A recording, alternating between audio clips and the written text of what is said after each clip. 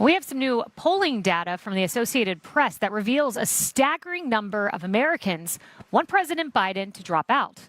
70% believe he should withdraw so that Democrats can pick someone else. That is stunning. But this is even more stunning. 65% of Democrats agree. Biden's been waiting for the numbers. Well, we have them. The nightmare poll comes as calls to ditch President Biden are back after quieting down in the wake of the assassination attempt against former President Trump. Even Congressman Adam Schiff said, quote, "I think we Democrats lose if Biden stays in the race." But that doesn't seem to be getting through to the president, who seems to think it's his duty to stay in the race. And look, when I originally ran, you may remember it, I said I was going to be a transitional candidate. And I thought that I'd be able to move from this, just pass it on to someone else. But I didn't anticipate things getting so divided. Lisa, there's been a ton of reporting, a lot of it overlooked because everyone's focused on the RNC. But the day before the assassination attempt in Puck News, they say that there was a call that took place between Biden and moderate Democrats, and I want you to listen to the description of the call. The call was even worse than the debate, according to one of the participants. He was rambling, he'd start an answer, he'd lose his train of thought, then he would say, whatever. He really couldn't complete an answer. I lost a ton of respect to him. A second participant said this: the president was rambling, dismissive of concerns, unable to present a campaign strategy. Had the assassination attempt not occurred an hour later, I imagine 50 people on the Zoom were ready to come out publicly against him. The Biden campaign pushes back on this, but that is fascinating. It is fascinating, Kaylee. I mean, I think we all know with respect that the president, Joe Biden, is no longer mentally with us. And we've all seen that on display. We know that to be true. And so does the Democrat Party. But then what do? If you get rid of Joe Biden, you're stuck with Kamala Harris. If you also get rid of Kamala Harris, you're admitting that not only did you mess it up with Joe Biden, but you also messed up with Kamala Harris. And then you're also telling 14 million Democrat voters who have voted in this process to go pound sand, that their vote doesn't matter. So, they're in a pickle with this. And then just, the lack of enthusiasm as well for the Democrat ticket. So I'm feeling the most hopeful I ever have about President Trump and Republicans' chances this election cycle, and just really hopeful for America as well. Mark, and Politico Playbook obtained a memo from Blue Analytics Strategies. It's a Democrat polling group. It's their internal polling. And what that shows is that alternative Democrat candidates run ahead of Biden by an average of 3 points across battleground states. Nearly every Democrat performs better than the president. It includes Kamala Harris, though she runs behind other alternatives. The polling data is there if he wants to look at it. Yeah, though Trump beats them all.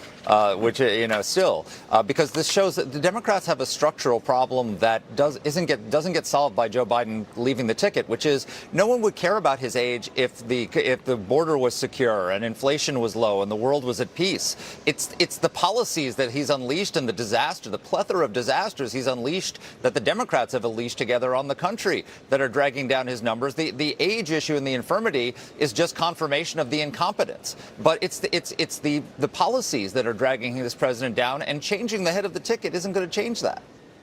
Harris, and it's interesting, the New York Times says, and I'm stunned that Biden has a 500-person campaign team, but apparently he doesn't want to hear from them. He only wants to hear from Mike Donnellan, a longtime friend, to summarize the polls.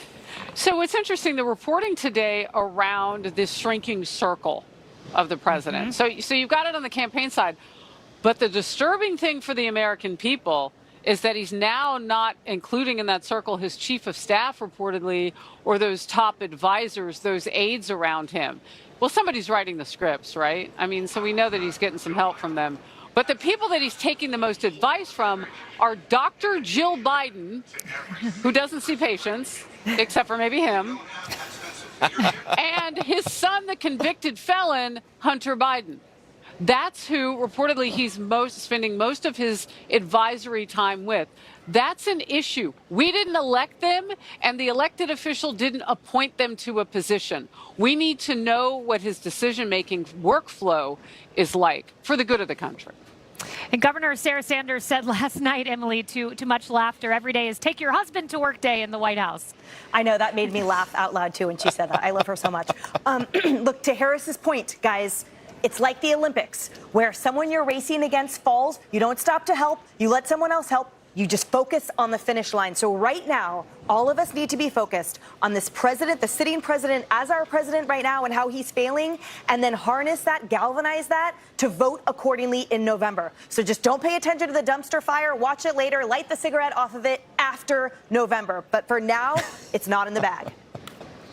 Well, on to this. Why some members of the liberal media reportedly want to bury this iconic, historic photo of former President Trump taken moments after he was nearly assassinated. Next.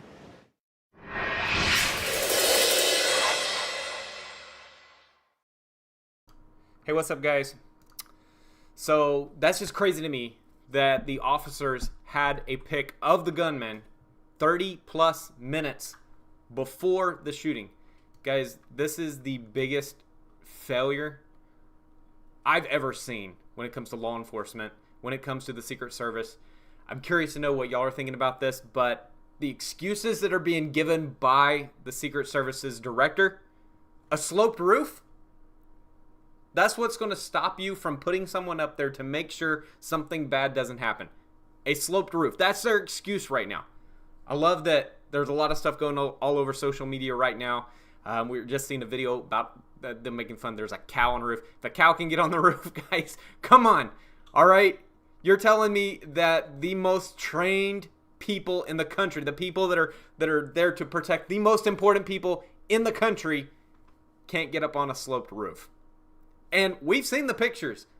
This isn't the most insanely sloped roof out there, right? This isn't like a residential roof. This is a slightly sloped roof. It's absolutely insane. It stopped the Secret Service. It obviously didn't stop the gunman. And also the pictures that are shown of the snipers, those were also on a sloped roof. It didn't stop them there. Doesn't make sense to me. Doesn't make sense. Anyway, open borders. That was big. Biggest issue to me is that we're letting bad people into our country. It's not just that we're letting people in, but specifically we're letting bad people into our country.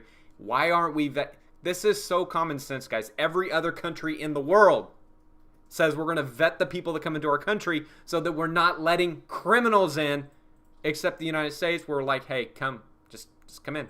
Doesn't matter what you did. Doesn't matter how bad you are. Just come on in. Come on in. Makes no sense. It's part of a narrative.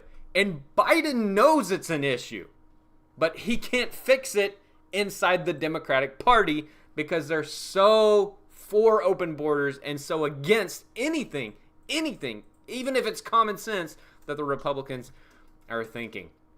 Anyway, Nikki Haley's endorsement, that was huge for Trump. It brings all of her supporters over to his side, hopefully. And that's just a major thing. I think that was big for Trump to go out to the people that he was competing against, which were his rivals, invite them to speak at the RNC, and it's bringing all those supporters. It's uniting the Republican Party, which is huge. And remember, Haley was the last Republican to hold out against Trump. So arguably she has the biggest following that are maybe in the never Trump category. So the fact that their leader, Nikki Haley, is up on a stage saying, guys, I wholeheartedly 100% endorse Donald Trump, it's hopefully will bring some of those never Trumpers over to her side. Anyway, the Biden question. 70% of Americans want Biden to drop out. Guys, leave a comment because I'm really interested to see what y'all think. Leave a comment down below. Let me know, do you think Biden should drop out? Now, maybe you're being strategic. Maybe you're like, no, we want him to stay in because Trump can beat him easier. I don't know. Leave me a comment, guys. Let me know what you're thinking. And also, guys, if you don't mind, leave a like. If you enjoyed this video, if you want to see more content like this, leave a big like. Hit that thumbs up button there on the channel, guys, right down below this video. Anyway, guys, I really appreciate y'all. Thanks for watching, and I'll see y'all soon with another video.